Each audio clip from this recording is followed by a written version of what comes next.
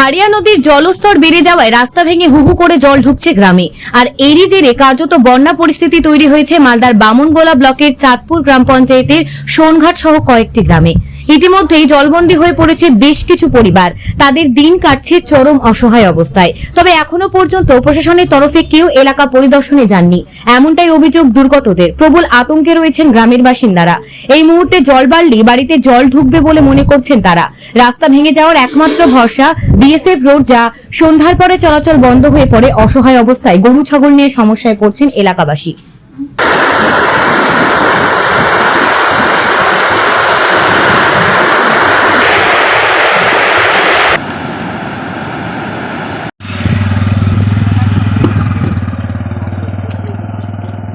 ঠিক আছে, এখানে তো মাঝখানে একটু শুকনো আছে, ওইদিকে জল এদিকে জল।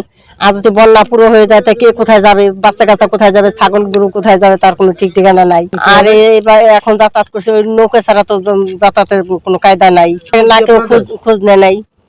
এর আগে বন্যা হয়েছিল তখন ওই একটা ডাঙ্গিতে চলে গেছে সব গোটা গ্রামের মানুষ। এবার এখনো অতটাও হয়নি, তাও অনেকই হয়েছে।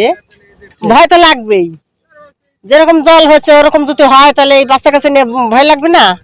আর সবার বাড়ি কি লোকে আছে নাকি? এখন তো আমাদের নাই, আরো 10 জনের নাই, থাকলে 2-1 জনের আছে মাঝে মাঝে কিছু। পরিস্থিতি এই তো, জলের জন্য তো আমরা কোথাও যেতে পারছি না। দেখছেন তো এই জায়গায় রাস্তাটা ভেঙে গেছে, রাস্তা ভাঙার জন্য তো আমাদের যাতায়াত সব বন্ধ হয়ে গেছে।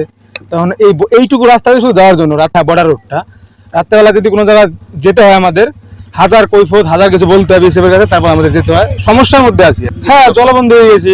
এখন ওই যে দেখতেই পাচ্ছেন এই জায়গায় নৌকা ছাড়া তো এই পাড়ার লোকজন তো এবার আসতেই পারবে না। পরিস্থিতি বিশাল ভয়ানক হতে পারে। যদি বৃষ্টি যদি হয় তাহলে জলটা তো আর বসে থাকবে না, জায়গা জলটা ফুলবে। আর জলটা এই জায়গা থেকে সরার জায়গাটা নেই, ঠিক আছে? ওই জায়গায় একটা ব্রিজ দেওয়া আছে, ওরকম যদি একটা ব্রিজ এই জায়গা পড়তো কিনা, তাহলে জলের চাপটা এই সাইডে একটু কম থাকতো। ওই হাঁসপুকুরের নদী যত জল আছে সবটা জল কিন্তু এই জায়গা দিয়ে বেরোয়। হ্যাঁ, ওই নদীতে আর কতটুকু জল বেরোবে? না না, এখন তো এখনো পর্যন্ত উপর থেকে কোনো লোকজন আসে নাই বা কাউকে কিছু জিজ্ঞেস করে না যে আপনারা কেমন আছেন, কি আছে পরিস্থিতি। গ্রামের পঞ্চায়েত প্রধান আসে দেখে, বাস। পরিস্থিতি বলতে রাস্তায় পুরোটাই জল, এই মাথা থেকে ওই মাথা পর্যন্ত সম্পূর্ণ রাস্তায় জল। হ্যাঁ, গ্রামে জল ঢুকে গেছে। কি হতে পারবে, বাড়িতে বাড়িতে জল ঢুকে যাবে।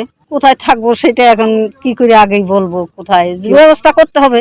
না, এখনো কেউ খোঁজ নেয়নি। আমাদের বাড়ি 4 কোনায় জল, আমরা 4 কোনা জল, মাঝখানে আমরা আছি, বাড়ির থেকে বেরোনো যায় না। তো এই যে গ্রামের নাম হচ্ছে নারায়ণ, জল উঠলে বাড়িতে